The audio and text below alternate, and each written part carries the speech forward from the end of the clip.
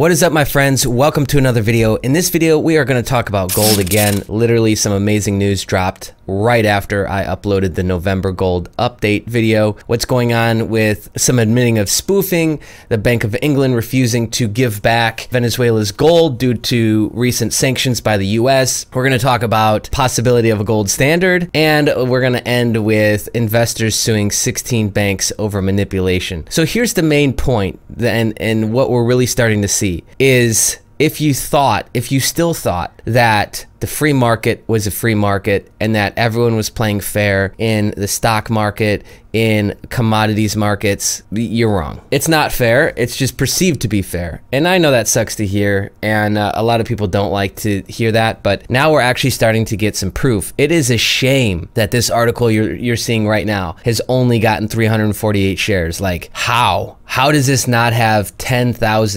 million shares right now? Essentially, somebody who worked at JP Morgan admitted to price spoofing and manipulating the precious metals markets through the futures offerings. And what's interesting about this is, like, how many gold and silver guys have been shouting this from the rooftop for the last 5, 10, 15 years since futures have been around. They were considered conspiracy theorists for the longest time, but now there's actual proof. So this guy, John Edmonds, who pleaded guilty under seal on October 9th in the District of Connecticut he pled guilty to commodities fraud, conspiracy to commit wire fraud, commodities price manipulation, and spoofing. From approximately 2009 through 2015, John Edmonds engaged in a sophisticated scheme to manipulate the market for precious metals futures contracts for his own gain by placing orders that were never intended to be executed. The criminal division is committed to prosecuting those who undermine the investing public's trust in the integrity of the commodities markets through spoofing or any other illegal conduct. It's interesting. And there's some specific references in this piece. Okay, so by conspiring with trading partners to place spoof orders, he blatantly attempted to profit off an unfair market that he helped create. And so they're going to continue, the FBI is going to continue to work on this, but let's be honest, is this really a surprise? Is this really a shocker? Are you sitting there like in shock and awe right now? Obviously not, because 348 shares. So it's not 348 shares because nobody gives a shit about gold and silver. It's just because people, I think a lot of people knew that that was going on underneath, but they maybe didn't say anything or whatever, right? So this is a specific instance that happened on October 12th, 2012. Edmonds knowingly executed the scheme by transmitting and causing to be transmitted to a CME Group server and offered to sell approximately 402 silver futures contracts, spoof order, with the intent at the time the offer was entered to cancel the offer before it could be executed, which fraudulently represented the state of the market so that Edmonds could purchase approximately 6 silver futures contracts at below market price. Edmonds' spoof order caused other market participants to react and trade at prices, quantities, and times at which they otherwise would not have traded. And here is the actual ripple effect, both of the ripple effects in the market. So the reason why this actually matters is because it affects the perception of supply and demand. That is it. So a spoof order manipulates the perceived supply and demand numbers in a market.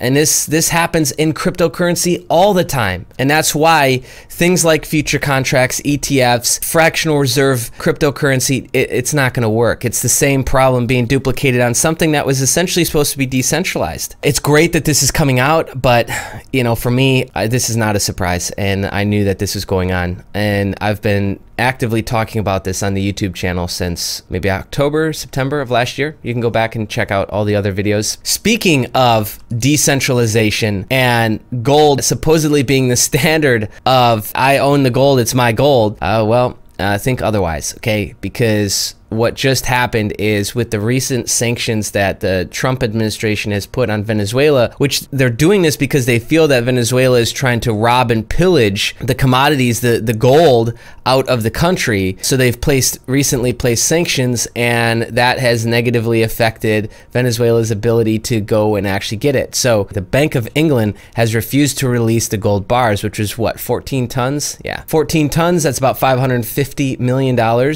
to President Maduro. Venezuela's constantly in the news recently because their petro-backed cryptocurrency that they want to take over versus a fiat currency.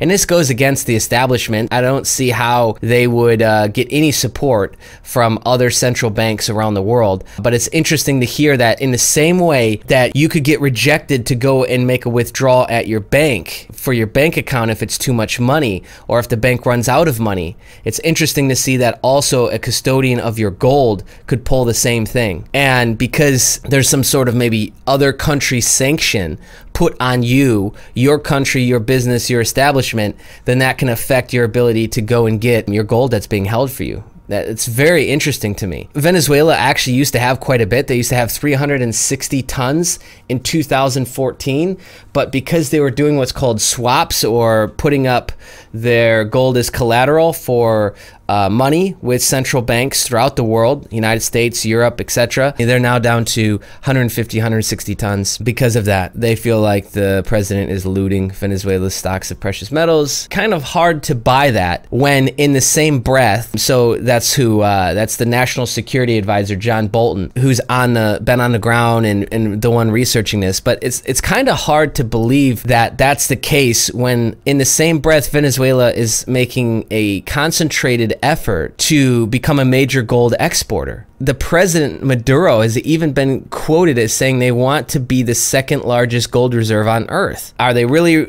pillaging the reserves, or what's actually going on? And this is where there's a disconnect between what's actually going on the ground and what you and I will never know about, which is the private conversations happening at the presidential, governmental levels in these different countries, and in what we're being told in the news itself. One last note on gold is there's a lot of countries talking about gold standard. I talked about the Bank of France before, since 2009 auditing its gold. Well, here's another, I guess, silver bullet in that argument is the new Attorney General, Matt Whitaker. He doesn't like the Fed, and he's been very outspoken since 2012 about that. And he's also apparently pro Bitcoin. So the reason why I'm showing you screenshots is because he's got a protected account, so you can follow him, and if he accepts it, you can see his tweets. And then so I would have had to have done that and then actually go through and search his tweets to find this, or just share this reference. So I decided to do this. We need to begin moving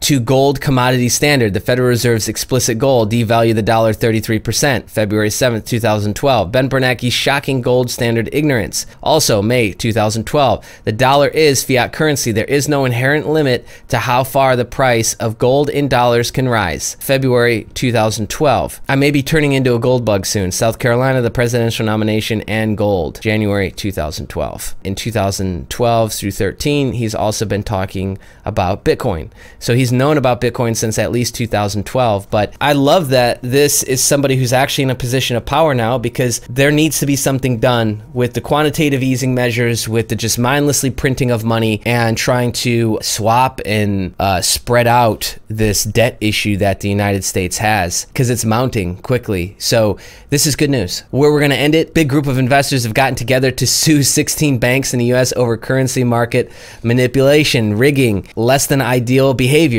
One of those being BlackRock. Talked about BlackRock not too long ago, but essentially the banks that are being sued are the biggest banks. Bank of America, Barclays, Citigroup, Deutsche Bank. More bad news for Deutsche Bank. Goldman Sachs, HSBC, JP Morgan, etc. Okay, so the actual lawsuit itself is accusing the banks of violating U.S. antitrust law by conspiring from 2003 to 2013 to rig currency benchmarks, including the Reuters closing rates for their own benefit by sharing confidential orders and trading positions. This manipulation was allegedly done through chat rooms with such names as the cartel, the mafia, and the Bandits Club. Now, if this proves to be true, then you realize that every single, oh my gosh, every single person who's come out and talked about this and literally called it the cartel will be right. And you'll have to feel a little bit silly around those people and maybe even say sorry to them for doubting them and calling them a conspiracy theorist, which, you know what, I'm all for just the truth and transparency in the markets. We're getting there. We're getting closer and closer there with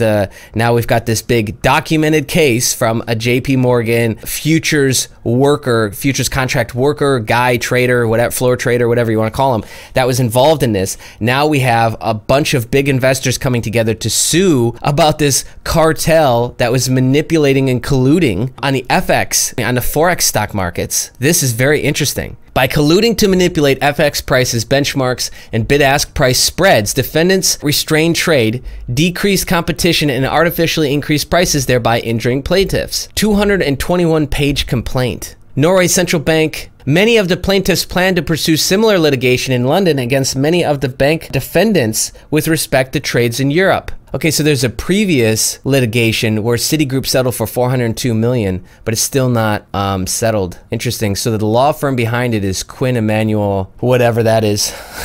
Like this is all the last names of the managing partners, the senior partners. This is all good news because it's going to force transparency in a market that we all assume to be fair. Everyone parades around that it's fair, but it actually isn't fair. There you have it, my friends.